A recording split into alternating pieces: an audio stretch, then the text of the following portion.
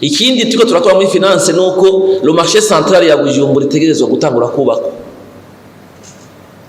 Twale négociations zaramaze kwa avancer contrairement y'ibihuwa bivugwa kuri Fabrice ainsi de suite nuko leta yashizemo ifise part ya 60 presque 64%.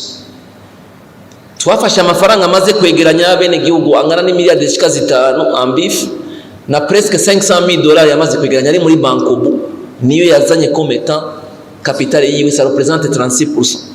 Leta ikizana 15 miliyari dushize muri iyi budget, mugabo dutanga vers 20 miliyari. Bariko babikorana neza ngenda bisubiremo kugira tukure mu bintu by'induru nuko ayo mafaranga azotransita muri budget. Budget nizo kiba iserukira leta muri iyo mugambi. Hazoca ba créer une société ya PPP. Izo bifise ni gouvernance à part. Izo bifise na maison de surveillance mu kubaka. Hanyuma si ubaka nation izoza gufatana na leta. Ni ya fobise One Africa Investment irimo babe n'igihugu bose batanga ayo mafaranga yabo ari muri banko.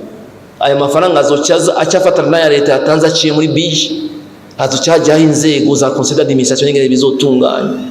Hanyuma twafashe yuko mu kubaka ijya complexe tuyigira en 6 phases. Iyi ni phase ya mbere pour un montant de 93 milliards. Twubake aho abantu bazodandariza. Aya mafaranga dushizemo bwa mbere leta ni kugira itange l'appui institutionnel na appui financier. I permette yuko ijya One Africa Investment yuko ikibandanya kuleva les fonds biciye muri ijya marché boursier yuguruwe. C'est la façon yuko amafaranga ari mu mahano yicaye bayazana bakumva yuko bariko baragura ibibanza. Kuyo ni yamara kubagwabo nta muntu azokwiyumvira kuyiturira.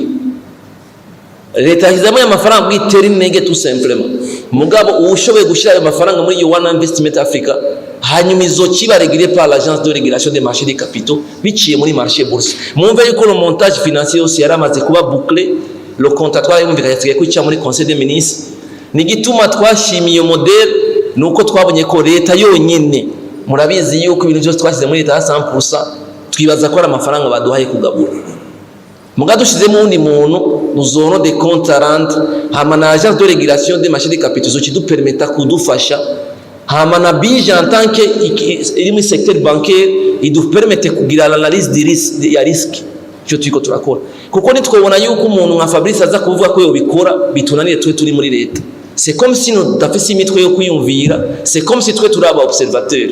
L'exemple ngunda gutanga ndavuga ni namba ndayizamba yabikoze akubaka abantu bakuzura.